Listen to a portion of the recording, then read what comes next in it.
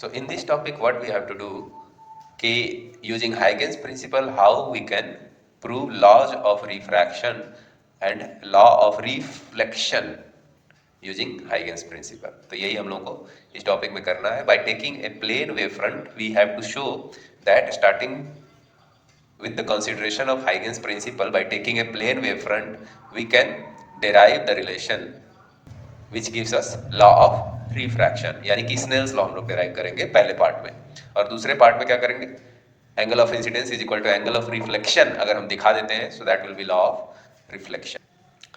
Okay, so the first one let us discuss law of refraction.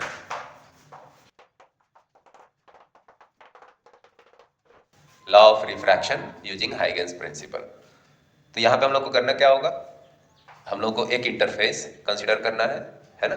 इस side में medium 1 है, इस interface के दूसरे साइड में मीडियम 2 है, जिसका रिफ्रैक्टिव इंडेक्स हम लोग कह देते हैं n2, और इस वाले का रिफ्रैक्टिव इंडेक्स है n1. ठीक है, ऑब्वियसली दो मीडियम है अगर, और इस इंटरफेस से अगर सेपरेट हो रहे हैं, so they will have different speeds of the light wave. तो इस वाले में हम लोग कह देते हैं क्या कि स्पीड v1 है लाइट का. ओके,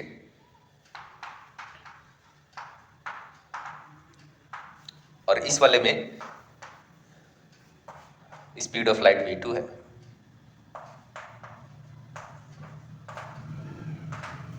ठीक, तो ये हम लोगों का इंटरफेस हो गया. नाउ लेट अस कंसीडर, एक नॉर्मल बना लेते हैं. ओके, इस नॉर्मल पे हम लोग को इंसिडेंट वेव फ्रंट बनाना है. स्केल रख के बनाइएगा आप लोग. ओके, स्केल रख के बनाएंगे तो ज़्यादा बेहतर हमारा बन पाएगा. सो लेट अस कंसीडर कि इस तरीके से हम लोग रेज ले लेते हैं, है ना. Okay, seems good. Okay, so now what we do is we have to draw the incident plane wave front.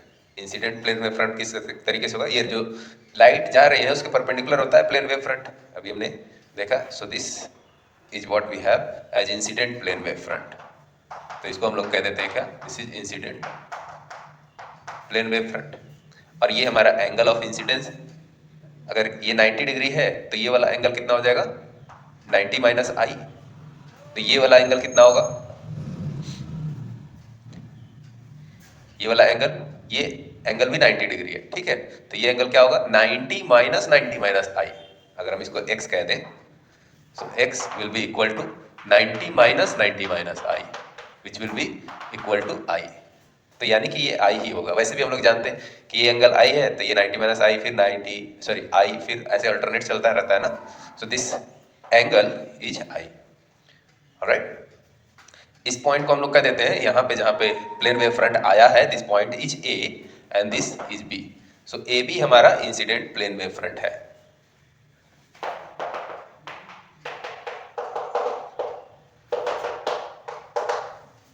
Incident plane wave front A B हो गया. इस पॉइंट को हम लोग कह देते हैं c. Now what we want, incident plane wave front हमने बना लिया, तो रिफ्रैक्टेड प्लेन वेव फ्रंट कैसे बनेगा, that's what we have to draw. तो सबसे पहले रिफ्रैक्टेड वेव फ्रंट पाएं कैसे, तो उसके लिए हम लोग को क्या करना पड़ेगा, हम लोग को ये BC डिस्टेंस देखिए यहाँ पे कितना होगा, ये होगा V1 इंटू टी. अगर एक टाइम हम लोग मान लेते हैं स्मॉल t, तो उतने टाइम में B पे जो वाइब्रेशन था वो C तक पहुंचने में कितना दूरी तय किया इसने, उस वाइब्रेशन को C तक पहुंचने में तय की गई दूरी जो है that is equal to V1 times small t, है ना. Okay, so V1 into t. So the speed, sorry, the distance which it has traveled, यहाँ पे क्या है, ये मीडियम 1 में है, इसीलिए V1 into t हमने लिया. अब इसमें यही वाइब्रेशन वाला जो पॉइंट है A और B सेम फेज पे वाइब्रेट कर रहे थे. सो B से C पे, C वाला जो पॉइंट है ये एक अगले वेव फ्रंट में पहुंच गया. तो ये कहाँ पे है, ये रिफ्रैक्टेड वेव फ्रंट में पहुंचने वाला, और ये पहले ही रिफ्रैक्टेड सॉरी दूसरे मीडियम में पहुंच गया. तो यहाँ से अगला पॉइंट अगर हम लोग निकाल लें सेम टाइम में, तो हम लोग रिफ्रैक्टेड वेव फ्रंट पा सकते हैं. तो रिफ्रैक्टेड वेव फ्रंट पाने के लिए हम लोग को क्या करना होगा, हम लोग को कंसीडर करना होगा V2 into the same time t. कितना दूर होगा। तो अगर हम कहें कि V2 कम है V1 से, कह दें कि अगर हमारा जो मीडियम 2 है डेंसर मीडियम है रादर देन मीडियम 1, तो उसमें लाइट स्लो चलेगा, ठीक है। तो उसी टाइम में ये ए वाला वाइब्रेट करते हुए ए का वाइब्रेशन जो है मीडियम 2 में पहुंचा होगा। तो कितनी दूर पहुंचा होगा, that will be equal to V2 into T. अब V2 इंटू टी अगर हम कहें कि V2 इंटू टी कितना होगा, इससे छोटा ही होगा, इससे छोटा होगा, तो हम मान लेते हैं कि इसी पेंसिल के बराबर छोटा है ना। तो इसी पेंसिल के बराबर ऑलमोस्ट हम लोगों को एक आर्क बनाना पड़ेगा यहाँ पे, इसको पॉइंट ए को कंसीडर करते हुए ऐसा, ठीक। इसका रेडियस कितना होगा, इसका रेडियस हमारा V2 इंटू टी के बराबर होगा। अब इस पॉइंट C को इस आर्क पे अगर हम टेंजेंट बनाएं, एक टेंजेंट से कनेक्ट करें, सो that will give us the refracted wave front. तो हम क्या करेंगे, इसी टेंजेंट को इधर कनेक्ट करें, अगर टेंजेंट कनेक्ट करें, ठीक। So this is what we have as refracted wave front. क्या है ये, refracted plane wave front, refracted plane wave front, ठीक। तो अब यहां से रिफ्रैक्टेड रे पाने के लिए क्या करना होगा, वो तो परपेंडिकुलर जाता है, हम लोगों को पता है। तो परपेंडिकुलर ये एक हमने रे बना लिया इस तरीके से, ठीक, ओके। ऐसे ही यहां पे भी हमने रे बना लिया,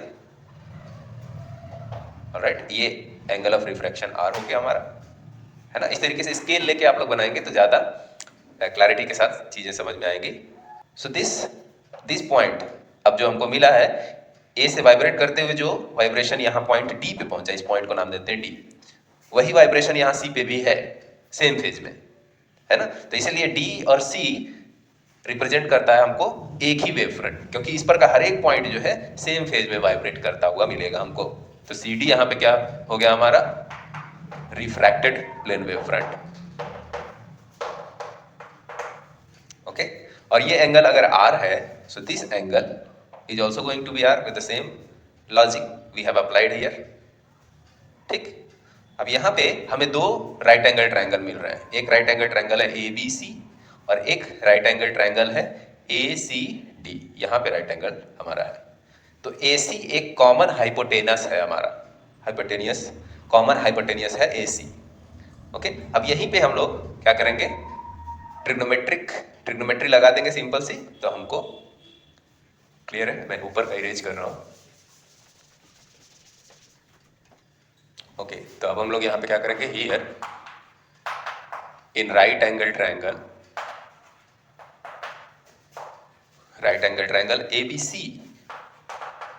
ABC में अगर हम लोग देखें तो क्या मिलेगा हमको, देखो साइन आई अगर लगा दें, sine i will be equal to, sine i क्या होगा, perpendicular by hypotenuse.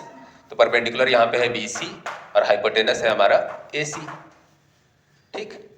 So BC upon AC, so sine I is equal to BC हमारा क्या है, V1 into T divided by AC, this becomes equation 1। So V1 into T हमारा BC, okay. Again in right angle triangle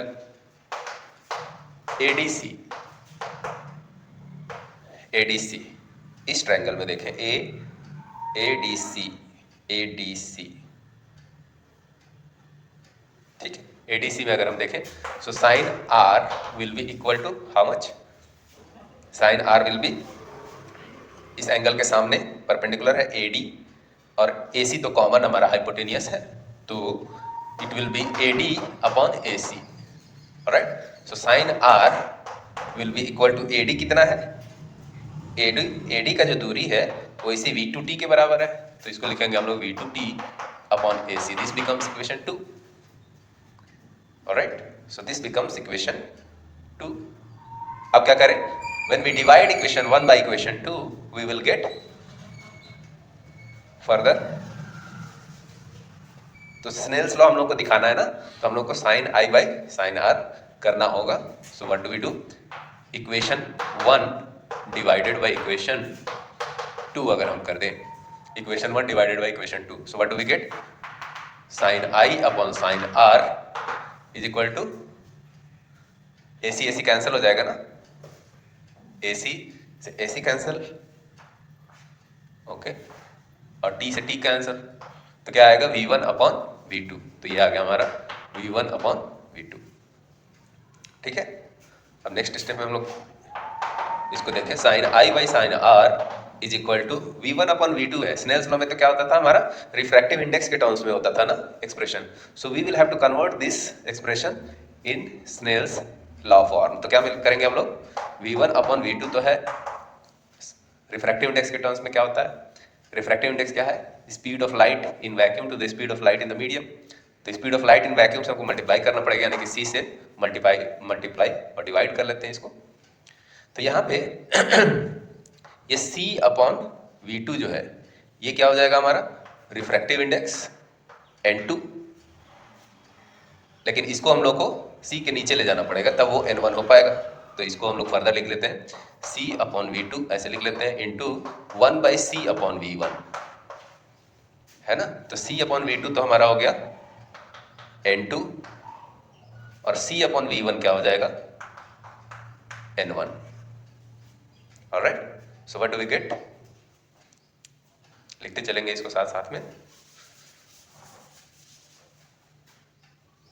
So therefore we get sin I upon sin R is equal to N2 upon N1. So this is what we have as Snell's law, है ना, Snell's law, and hence we have proved law of refraction. Hence law of refraction.